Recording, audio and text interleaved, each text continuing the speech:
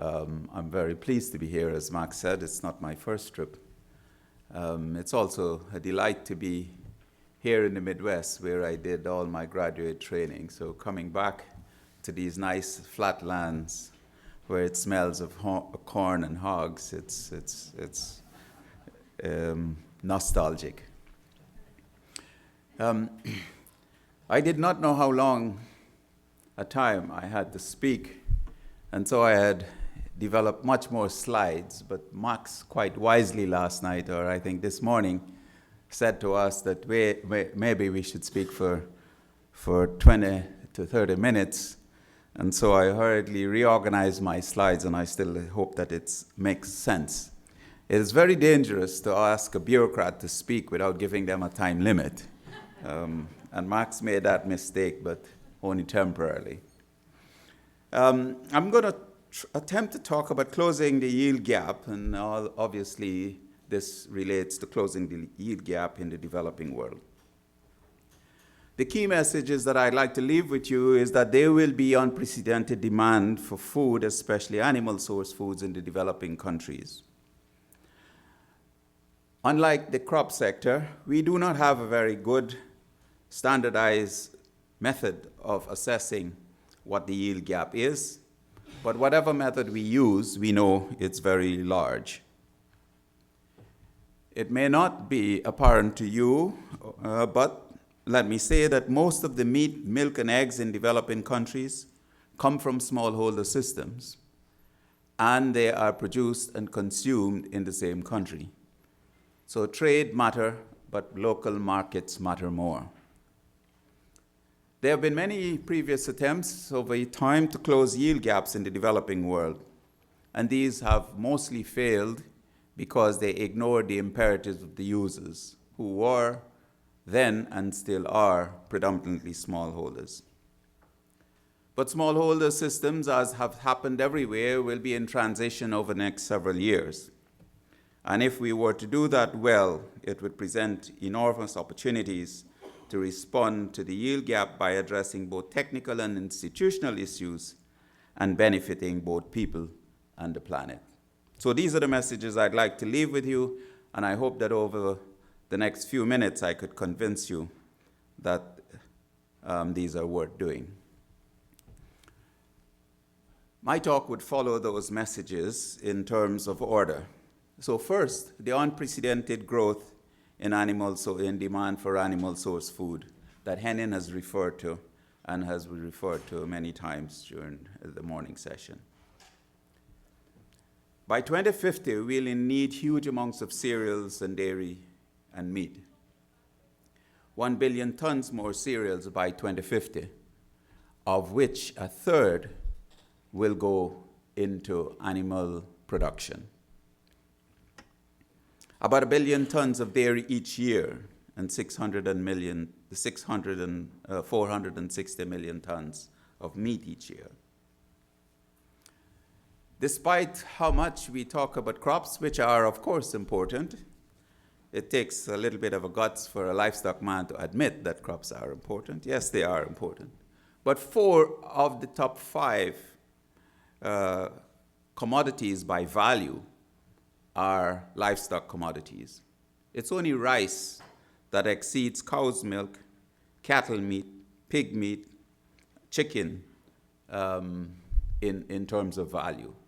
So it's a very important sector all the world over. It's about 40% of agriculture GDP and growing. As Henning said, no matter which commodity you look at, and of course no matter which region, not shown here, but no matter which commodity you look at, the change in global demand for animal products is going to be large, especially for poultry, but for almost all other livestock commodities. Sometime in the mid-1900s, sometime about 1995 or so, the aggregate demand for animal source foods in the developing world exceeded that in the developed world, and it has been motoring away ever since. This trend is likely to continue because per capita consumption is by and large relatively small in the developing world in relation to the developed. We caution that we do not want everyone in the world to eat as much meat as the Americans and Canadians and Europeans do, but the average consumption in Africa is about 10 kilograms, a long, long way from the 70 kilograms or so that they're eating in the rest of the world. So this trend is going to continue. So globally, overall increase in per capita daily consumption will be about 37% over what it was in 2000. There would be different approaches to commodities. There would be about a 2% decline in per capita consumption of meat, but there would be a 61% increase in per capita consumption of milk. This is looking out far away, 2050, and only as accurate as it is attempting to look that far ahead. But these are projections that we think will hold. So in 2000, Africa and the Middle East consumed in total calorie about 60% fewer livestock food calories than the EC. By 2050, this would be completely reversed. So huge demand for animal source foods and will continue into the foreseeable future. The gap in produce, as I said, there is most of the animal source foods consumed are produced in the countries where they are produced. So how do we in these developing countries try to meet this yield gap? First, I should say we do not have very good methods in the animal world for estimating this, and I think our colleagues at the Gates Foundation has done as good or as better than anyone else in trying to estimate what these gaps are.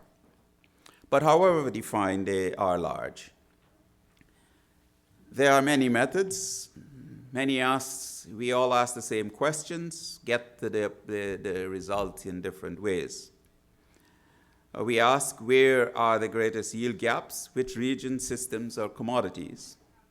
What technical interventions are most likely to close them? But our approaches to how we answer these questions can differ. What do we compare, for example, amount of product, livestock asset value, or livestock commodity value? Or at what scale? Are we comparing the gaps between the developed and the developing world? Or are we comparing the gap in equivalent regions and ecologies? These are all questions to which we do not have definitive answer, but we can make estimates show some comparisons. Our colleagues at the Bill and Melinda Gates Foundation compare yield potential between developed and developing regions and convert these into monetary values. And I'm sure when Donald comes to speak, he will say much more about this. At ILRI, we've tried to compare production from different livestock genotypes and production systems. And our colleagues at Wageningen have come up with some ecological concepts about how we can estimate the gaps in various systems. For example, using monetary values, our colleagues at the foundation, the Gates Foundation, estimate that if we look at the gap between developed and developing countries, it's about $3 billion. If we compare similar environments between Australia and South America, the gap is about 120 billion. Comparing the values of interventions indicate that animal genetics, followed by health, provide the most significant potential gains in sub-Saharan Africa and South Asia. At ILRI, we've tried to use conditions of nutrition, good or poor nutrition, and look at other inventions such as good health or good reproduction, and compare and contrast these so that we can try to disaggregate the contributions beyond the nutrition, of health and reproduction and their interactions. And as you can see here, there are significant gaps that have been estimated. If we convert these then into increases due to interventions of genetics, feed, health, and reproduction, you can see genetics for milk has a huge opportunity, feeds as well, health, as well as reproduction. This is an estimate for milk. If we were then to convert this into a herd growth model, you can see we get a lower return from feed, still a very large return from genetics, and a very significant return from health as well, less so in the case of reproduction.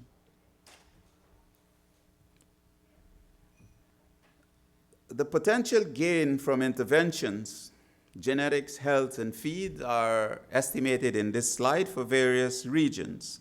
South Asian dairy, East African dairy, West Africa beef, West Africa small ruminants, and Southern African small ruminants. In all cases, the returns to genetics, health, and feed have been estimated to be large.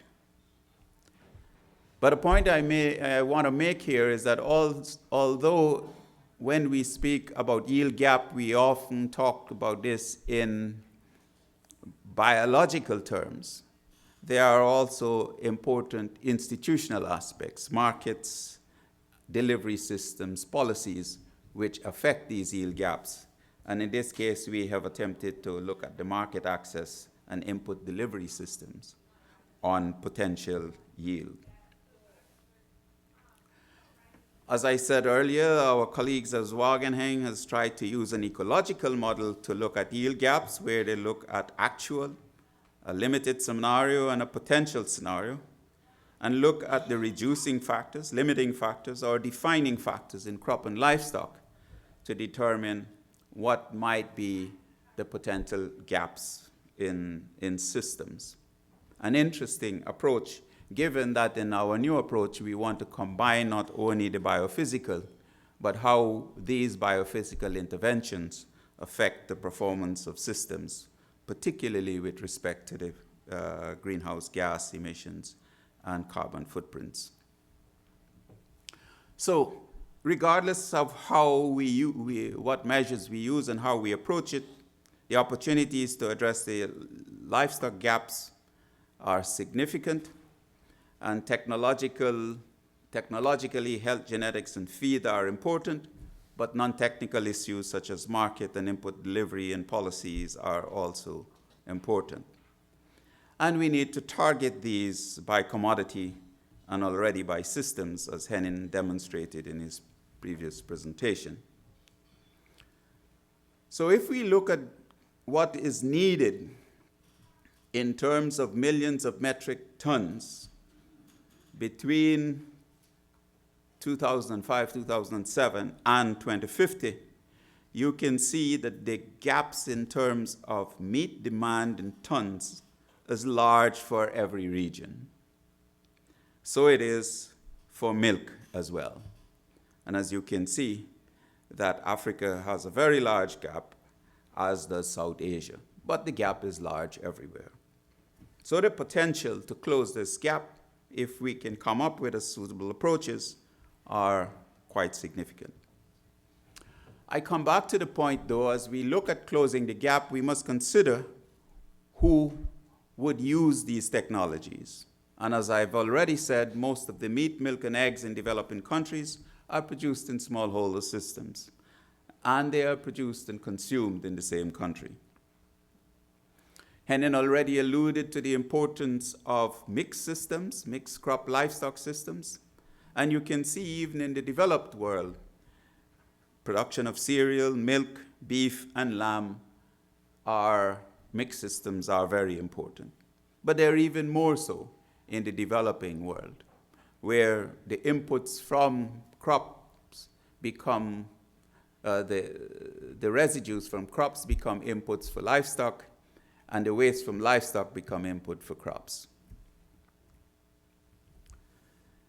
So mixed systems are important, very much so. In Europe, 42%. In Latin America, 48% mixed humid. In Africa, 38% are mixed semi-arid. And 50% of the milk come from crop livestock systems, regardless of the region. The big increases in milk production to 2050 will come from mixed systems, particularly in Africa and the Middle East. As I said, systems will aggregate, intensify, and there will be fewer and fewer smallholder systems and more bigger systems. But even as this process takes place as far out as we can look, there will be still important smallholder production systems, particularly in Africa and the Middle East, that will be making up a significant amount of the production. So let me talk a little bit about what has happened in the past as we attempted to close this yield gap. And as I've said, many of these attempts have not been very successful. And they have not been successful because we failed to comprehend the needs of the users. We did not consider sufficiently climate effects, the environmental conditions other than climate, and the management regimes, feed availability, endemic diseases, local market context, state of infrastructure, and institutional support. For example, in many parts of the world, we imported purebred Holsteins and Jerseys into very hot, humid temperatures, harsh conditions, and these exotics produce no more than the indigenous breeds. In many cases, less, and in many cases, they died progressively over short periods of time. However, even in poor conditions, if we were able to provide somewhat of an environment, crossbreds can do well. And if we have good conditions, they can do exceedingly well. And in very good conditions, exotics can be favored. I'm not a geneticist, but this equation impresses me the most. Here, if you look at the P, the phenotype, the animal we see, the production that we aim for, the P in this equation, is a function of the genotype plus the environment plus the interaction of those two. And of course, we are not able to get a high P or a high production by introducing exotic or improved genotypes alone. We must aim at improving the environment. So it's this combination or careful manipulation between introduction of improved genotypes and the management of the environment. In the environment here, I mean not only the ambient conditions, but the husbandry and the feed and so on. It is this careful manipulation of these two variables that we must deal with in order to improve conditions. But we must also remember that markets matter, the institutional setting matter, and policies matter. In India, we had a huge response to supply in milk by improving the collection facilities under what was known as Operation Flood. So it's not just the animal alone, but what we support that with. As I said, there will be huge transitions over time from smallholder to bigger and bigger farms. And there are huge opportunities for technical institutional inputs or alternatives that would benefit both the people and the planet. And let me say a little bit about that. If we target these well, we can benefit people through equity. More product for the market, more income for farmers, more benefits for women who make up 2/3 of the 1 billion poor who rely on livestock, benefits for people through better health and nutrition, more affordable and available food, sources of food, a more balanced diet, and how we manage food safety and the risk of other diseases. But we can also benefit the planet by improving the environment, greater efficiency of inputs, use of inputs, fewer animals by more productivity, smaller footprint, environmental footprint, particularly the reduction of greenhouse gases, to which Henning made such an impressive presentation. We anticipate that of the world's 1 billion smallholder livestock producers, it is expected that 1/3 of them will have to find alternative livelihoods, for sure. They have no means of, the conditions are not favorable for them to become commercial and make a suitable living from this. 1/3 of them may or may not remain in the system depending on the support they get. And about 1/3 have very good conditions on which they can move through the processes of commercialization. The ongoing transitions in smallholder livestock systems that will take place in coming decades present opportunities to close the yield gap, not only of commodity levels, but also on the environment, equity, and health benefits.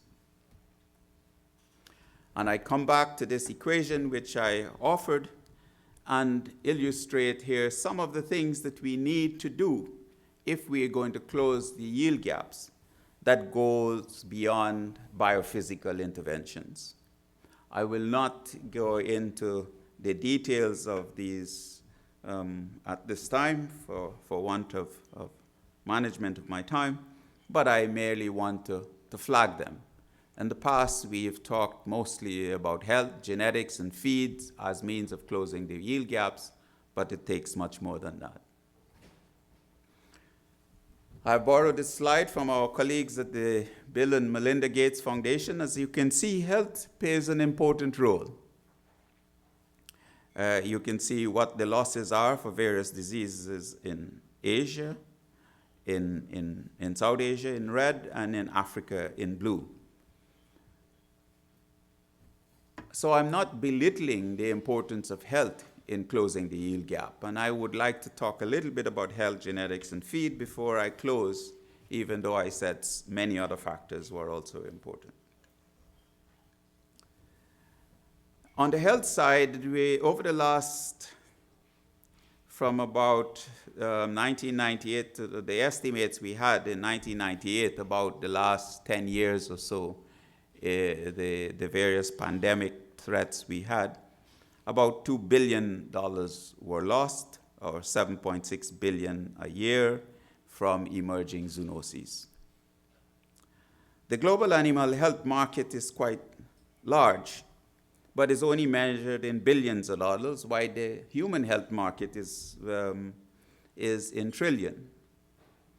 But the last point on this slide illustrates that despite there is not a lot of commercial opportunity at the present time, only about $500 million in Africa and South Asia is spent on animal health products. This market is increasing by about 15% per year in Africa and about 8% in Asia. So relatively small now, but growing very rapidly, and a huge opportunity that we have been encouraging the commercial pharmaceutical companies to take a look at. So research solutions in vaccines and diagnostics are important, and an illustration of this in Uganda, where pork consumption is skyrocketing, and in Vietnam, where pork is also the preferred meat. It is projected smallholder pig value chains will help these countries ensure the safety of pork if we were able to intervene appropriately.